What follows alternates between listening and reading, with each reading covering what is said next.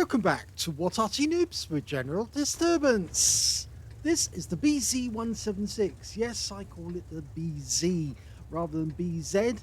Well, it is an American tank after all. This one's located on the northeast spawn of Glacier, and it's under the command of Awppenheimer. Now, he's got a 16-centimeter gun, and that sounds very, very big. Not as big as the rockets on its rear that shoot this thing along at high speed. Oh, and he's off. Boosted his speed up to 50 kilometers an hour rather rapidly. That's pretty unusual for a heavy tank, and then it goes back to its original speed. The original top speed being about 30 kilometers an hour. But you can see the rockets kick in every now and then they run out. You get that little meter which says how much fuel you've got left. Somebody's already spotted him and taken a pot shot. That was the T-71, and it looks like Oppenheimer's trying to get into the onto the carrier as quickly as he can. Now he does have gun depression, only 10 degrees, which is good enough, and he's going to try and hit some of these enemy tanks. Oh, unfortunately he doesn't get the Black Prince, and he blocked the shot that came from the guy, but it is a rather long reload. Standard reload is 23.97 seconds. Oppenheimer's got 21.89. Okay, we're looking at, looks like a KV-4. Is that a KV-4? Yes, it is. And he's nice enough to give us his side. Now this gun will do 650 alpha. Now it's not quite as much as you get from a 155mm gun, say on the T30. They're about the same caliber, but this one will do slightly less. It is a premium after all. The 155 on the T30 is a tech tree tank. Oh, that, yeah, unfortunately, the aim time is pretty poor, which is why he couldn't get that to dial in before he fired. He had to snap it, and as a consequence, he didn't get a shot on target. There's a number of enemy tanks looking in this direction, but the armor's pretty strong on the turret, so he is bouncing rounds off at the moment. Ooh, now this is interesting. Yes, he did get him this time, and a high roll as well, and blocked the shot that came from the Challenger.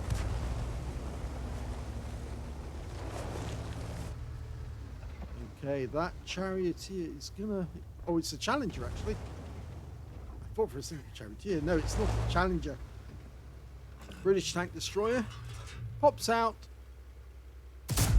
Oh! And look at that! 842. That's a really high roll. And that... Yeah, he's really regretting poking his nose out there and not putting it back in. Oppenheimer got a lovely shot there. And with that, he's actually now clocking about 2.5k of damage.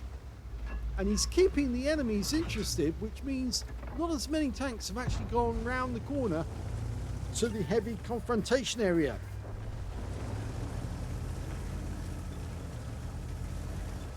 If you're wondering why my voice sounds different from the previous videos of the past couple of days, yes, we've managed to get the old microphone working again.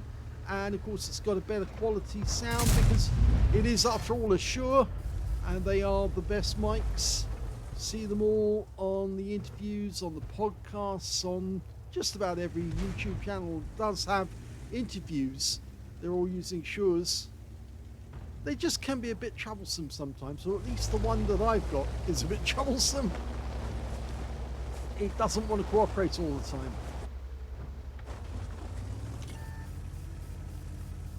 Okay, that Skoda keeps trying to poke up. Changing position. Okay, and he uses the rockets to get there. It's always a bit of fun. Manages to zip past without them getting a shot. Oh, now this is interesting. Changing positions actually alerted him to the fact that the enemy have actually gotten quite close on the east side of the map, and he's having to change position again to avoid them getting shots into his rear. On the other hand, and he's going back where he was before,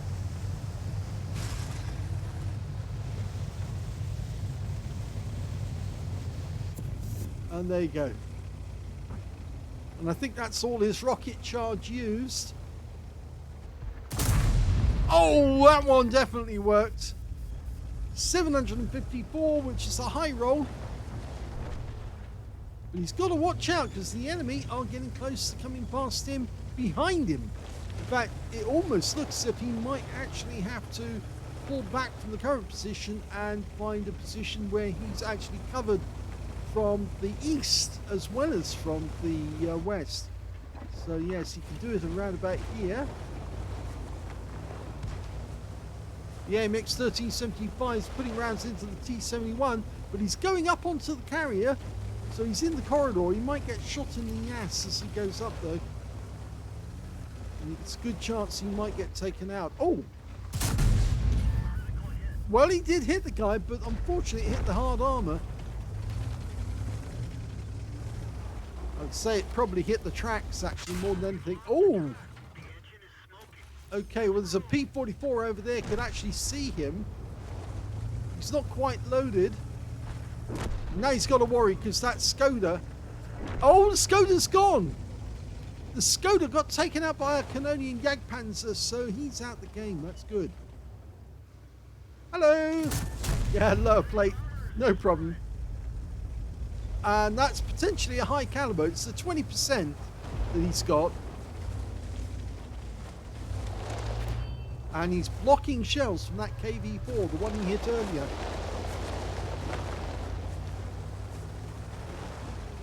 And I think he can get across before that M445 sees him. Yep, he won't see him. And the KV-4 is going to get a bit of a shot, especially if he tries to come around this way. Push past this wreck. This could be fun. You'll have to be careful though, because he's close to the water's edge, and you can go in here. Hello, it's us. And that's a lower plate, but we got Amaract. Yeah, that's not good news. Unfortunately, his toolkit is on cooldown. But it will be back momentarily. He just doesn't want to engage anyone in the meanwhile because his reload time has now gone up to 43.77 seconds. Okay, he's fixed that and he's got his ammo rack back. And, oh, takes a round from a Skoda. And that's a big hit. And remember, he's got another shell. Or did he blow the other one and not hit us? No, he didn't. Oh, and that shell didn't go through either. And this does not look good. He's just got to try and block any shots that he can. Get close as possible, I'd say. That's it. Hug him.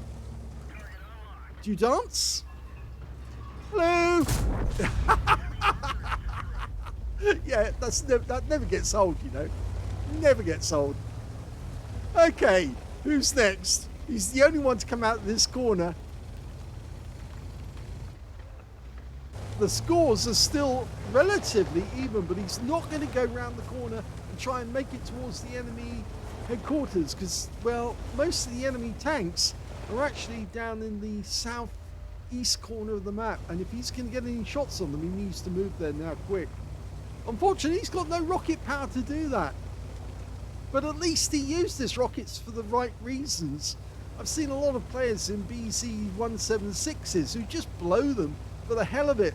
In fact, I saw one person put the front of his vehicle up against the house and then press the rocket button, and unfortunately all that did was just jam him against the wall whilst his enemy then proceeded to plug him full of holes. So it doesn't tend to work. Now he's waiting for somebody to come around that corner. He could be hiding in that tree that's been knocked down. He could be there sizing us up at the moment. But since we're hull down, he's only going to see the hard armor, and he's not really likely to be able to touch that. If he's going to run from that Canonian Jagdpanzer, if the Canonian goes down, then we know that he was waiting for him, ambush him. We've got a Borsig moving up as well. It's only the Striv S1 left alive. Come on, somebody spook the bird. We need beaters to beat him out of his position.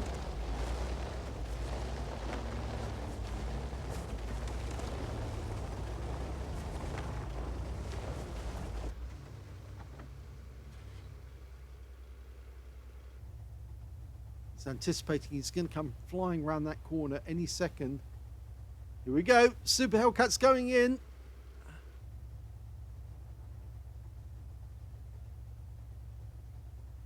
Oh, don't tell me he's not there. Oh my gum, he might have sneaked past all of us. In plain sight, he must have driven straight across the map and now he's in the corner. Well, the Borsig's managed to get to the far west side of the map. He's going up that side, so if the strip does make a run for it, he's going to get spotted. It does seem that he's somewhere in that corner, and the T-25-2 is making a rather cautious approach.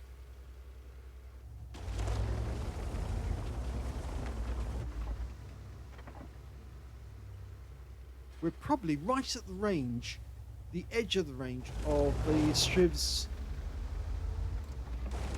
view range. We haven't been spotted, it's obviously Sixth Sense has never gone off, so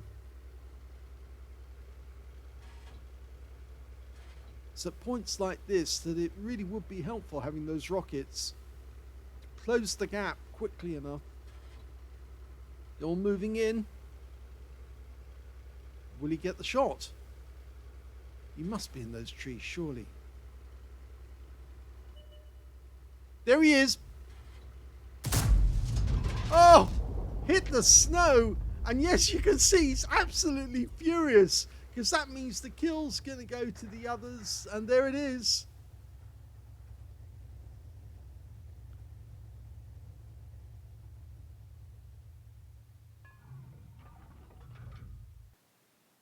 Here's the end of battle stats, and that was the first class tanker for Awppenheimer in the BZ-176.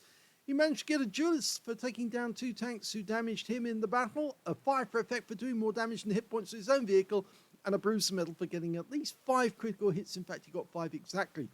He did get the high caliber as well for dealing the most damage in that game, and his win rate was 9,324. And as he said, it was a tier 8 turnaround. Well, it certainly was, because at one point, it did look like the enemy had the upper hand. They had the northwest corner of the map. They had the southeast corner of the map. They were pushing on our base. And, of course, they were also pushing at the center line.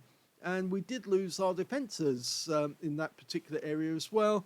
But in the end, they did lose out. And, well, it was turned around. And we can see that Oppenheimer, with the use of his rockets, actually managed to get 7 spots on the enemy by getting up to the center line quickly. And his win rate from the game, 9,324. Well, that's Super Unicum standard and a bit more. Let's have a look at team score. The highest damage he did in that game was 5,358 hit points. The second highest was the TS5 on the enemy team, 3,276. And the third highest damage was the Borsig, who got 2,169. When it came to kills, well, he shared the top spot with the Canonian Jagdpanzer and the T-25-2, who managed to get 3 kills apiece. 2 kills went to the Borsig, the AMX 1375, and 3 members of the enemy team, their TS5, their Striv, and their 7032. When it came to base XP, he's got that one as well. So technically, he's got the top on all 3 columns. 1,550 went to Awppenheimer, 857 went to the Canonian Jagdpanzer, and 803 went to the 50 TP. He was the only player to get over 1,000 in that game. He fired 13 shots, got 8 direct hits on the enemy and 7 penetrations, 1 splash. Damage of 5,358 hit points, of which 842 were at more than 300 meters. So most of it was close range face hugging. Well, not quite, but it was only face hugging on that Skoda 56. But on the others, it was ridgeline hugging, I'll put it that way. He received 10 hits from the enemy, so he was just 1 short of getting the steel wall, or at least I think he probably, maybe not got a steel wall actually, because he only blocked 1,420. But he received 10 hits from the enemy, only 4 of which penetrated, 6 non-penetrations. A lot of those hit the turret armor, which is actually quite strong. He spotted 7 enemy vehicles. Those were the first spots. 5 enemy vehicles were damaged, 3 were killed, and he did 644 hit points of damage assistance. You earned 160,421 credits from the game, 80,211 from holiday ops, total of 240,632 altogether. After repair, ammunition, resupply and consumables took away 98,188 credits profit. 2,325 XP, 233 for this being a premium vehicle, new out in holiday ops. If you've got one, you had to have bought the loot boxes because they weren't offering it anywhere else. And 2,558 experience points altogether. Okay, so yes, the BZ-176 is quite an interesting tank. I have seen a few replays featuring this tank. It's very easy to kill with Arty. I would say that. I have killed a few of these already with Arty rounds. So it may look good and it may have an interesting rocket feature, and a very big gun, but they are very vulnerable to Arty. So yes, and because they're so big and flat and pancake-like, it just makes it so easy to lob a shell onto them. So yes, the BZ-176, if you're good in it, you have to be a good player. If you're bad in it, you just become instant pinata for the Arty. And I'm sure that everyone who fires at one of these is going to be enjoying himself, watching all those hit points flood away and seeing them go kaboom. If you enjoyed that replay, please give this video a like. Do subscribe to our channel. Leave a little comment down below because it feeds the algorithm. And thank you for watching.